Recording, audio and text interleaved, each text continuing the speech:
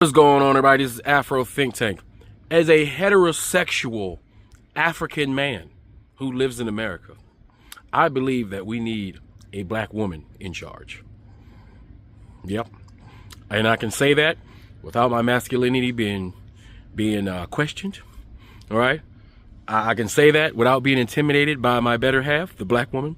But I believe the correction that's necessary to correct ourselves from white supremacy that's showing us how supreme they are when given the opportunity to be in charge of every apparatus in this country. As we see the results of white Christian men, all right, and their lackeys, the weak black men of America, right, and all the weak POCs that love sucking mayonnaise-filled eggplants until their guts need to be pumped because of all the fat and cholesterol that's in it. Okay, we need a black woman in charge. All right, now there's this black woman, all right, who's come up with a structure of society that will benefit all of us. All right, all of us. Okay, all of us. That means white folk. You need to listen, you white people.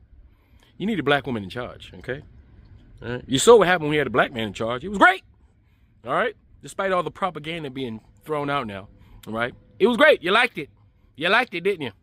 Well, if you like the black man being in charge, all right, you most definitely will love a black woman being in charge. We need the opposite of what we have now, so we can course correct strongly, bigly.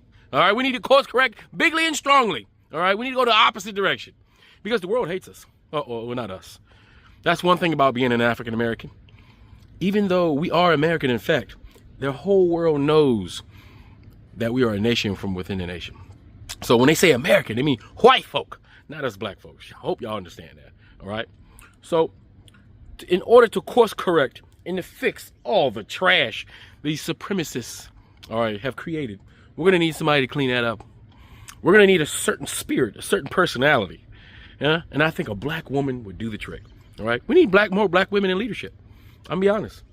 We need more black men in leadership too, but we do need more black women in leadership. We need to show the world what it looks like when a civilization uplifts their women and pays attention what their women say, without being so being so misogynist, without being so intimidated by their woman. You see, a black man masculinity should be strong enough to not be intimidated by their woman and see the value in the black woman, as she is an equal partner in life, not a subservient stooge to be sat upon, like some of these weirdos on the internet who are fat, bald, and ugly, can't get a woman, seem to think that they are supposed to be, right? But without further ado, let's listen. Let's refresh our brains. Let's listen to some intelligence coming from a black woman about another black woman who come up with an idea how we as human beings could probably live our lives. Because believe it or not, there are more than one or two ways to structure society. I know we're used to Western society. You're used to capitalism. You're used to the way you see things are because you think that's the only way things could be. But best believe things used to be different and they worked better. And progression doesn't always look like progress. All right. Shiny buildings and shiny things don't make things civilized. All right. What makes you civilized is this. Right. And we need more of this within our community in order for us to move further. Anyway, without further ado, this is Afro Think Tank. Learn something, teach something. I'm out, and tell me what you think in the comment section. Did you know that a black woman has developed an optimal African-centered worldview that has the power to liberate and heal the black mind and invoke unity across all cultures? I know, right? Let me introduce you to Dr. Linda James Myers and her theory on optimal psychology. Welcome to part 1 of my 6-part series honoring black women psychologists throughout history. Hey, I'm Raven, a PhD student in counseling psychology, and I specialize in black women's mental health and psychology with a special emphasis on strong black womanhood and wellness. And we're talking mind, body, spirit, and community, holistic wellness. Welcome.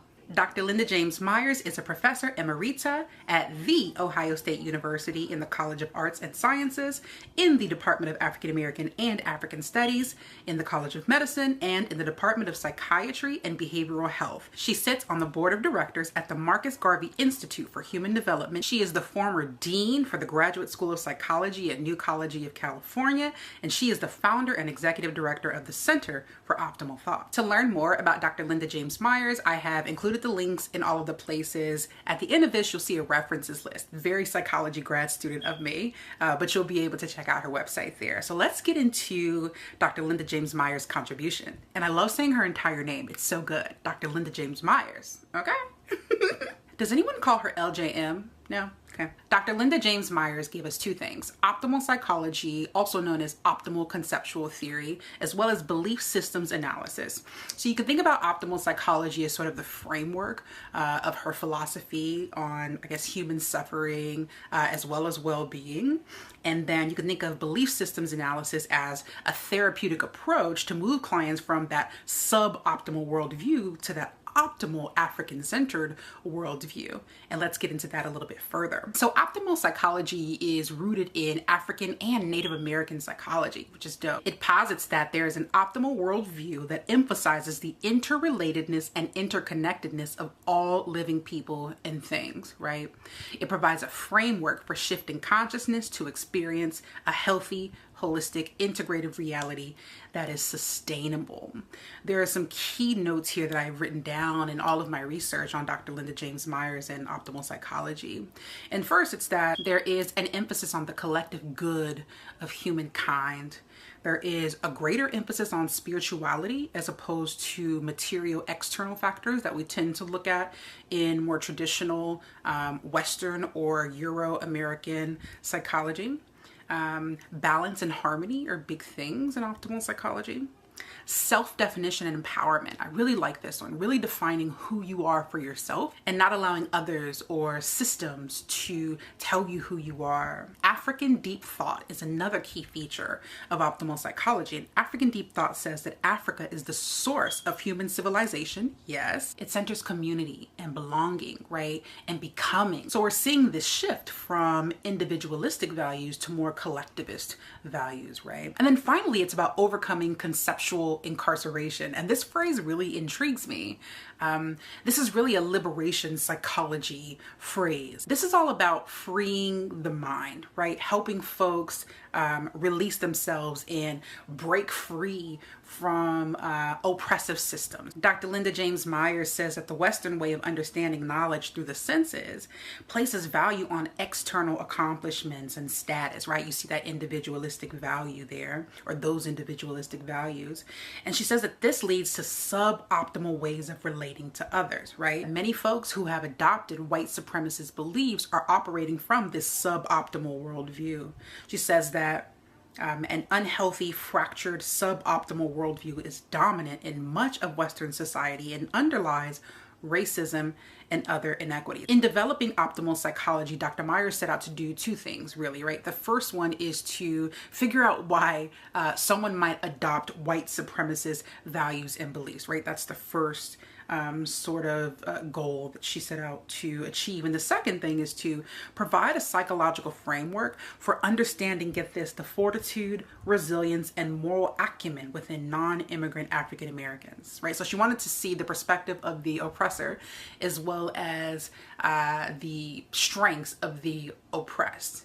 Very interesting. Very, very interesting. Okay, so that has been my dive into optimal psychology. I think it's fascinating, and anything that claims to increase the likelihood of unity across all cultures has my attention. I hope to do much more work in this area. I had the pleasure of seeing Dr. Myers speak at my first ABSI conference, and she was lovely. She was like friendly and kind of funny and motherly and smart, and she seemed wise and all the things. So I hope to learn more from Dr. Myers. Okay, so why does this matter? Why should you care about optimal psychology? The first thing, it can lead to unity across all cultures. Hello. I mean, you know, I love this conversation of, is unity a thing that can be accomplished? And I think it's a great question and a great conversation to continue to have. But again, anytime we're talking about unity, you have my attention. The second reason why this matters, she has had success with implementing this African-centered worldview with her clients. I mean, she's been doing this for decades in her own practice. This has been proven to be effective, and so it's worthy of checking out. And the final reason why I'm really excited to share Dr. Linda James Meyer's work on optimal psychology with you is because I really want you to take a few moments, take some time to evaluate your own belief system and compare it to Dr. Linda James Meyer's optimal psychology worldview and see how you measure up, right? See if there are some places where you think you can do a little bit of work. So as a reminder, when you are thinking about your own beliefs and comparing it, right, to Dr. Meyer's optimal African-centered worldview, what you're going to be looking for is, do you have a sense or a desire for the collective good of humankind? Do you truly want us to succeed as a people? Does spirituality play a role in your life? Why or why not? If so, how much? Do you place a ton of emphasis on material external factors like validation from other people? Balance and harmony. Take stock of your own life. Do you see balance and harmony within your life? What about your values? Are your values balanced and harmonious? These are all great questions. Self-definition and empowerment. Do you have a good sense of who you are? Is who you are derived from your experiences in life, from the lessons that you have learned? Or does your sense of self reflect things that other people have imposed upon you? And then finally, African deep thought, right? Do you value community? Do you value that sense of becoming, right? That sense of ever evolving, that sense of never quite arriving, but just always existing and being. And that is perfect in and of itself. And then finally, are you liberated? Are you free? Do you have a free mind? Are you a free thinker? Or are you still a product of the system? I invite you to reflect on your own values.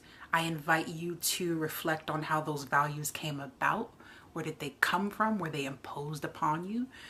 Did you get them through life lessons? Were they hard lessons to learn? Did it always come easy? Reflect on your values. I invite you to reflect on whether they are individualistic or collectivist values. Individualistic means that the focus is on the self, the individual, right? Individualistic, the individual. It's on the individual's achievement in their journey in life and how far they can get in life. This viewpoint is often adopted in Western cultures like the United States. Or are your values more collectivist? Do you value the greater good of all of humankind? Do you value how well your community is doing, how well your people are doing? Do you value the journey, the process? I invite you to do some of that values work. Check out the references list that I'm going to have for you at the bottom of this video, probably on my website, in all of the places. I invite you to check out that reference list, look into Dr. Linda James Myers and her work. And to Dr. Linda James Myers, we honor you, we appreciate you, we love you, not just during Black History Month, but always. And for the rest of time, thank you for your contributions. And as a future Black psychologist, a future Black woman psychologist myself, I thank you deeply. I'll see y'all in the next one. Bye. Free Sudan! Boycott diamonds and gold! Free Sudan! Boycott diamonds and gold! We most definitely cannot forget about the people of Sudan! Thanks for watching Afro Think Tank. Don't forget to like, share, and subscribe. And follow me on Substack and Patreon for more content. Remember, it's Pan-Africanism or nothing.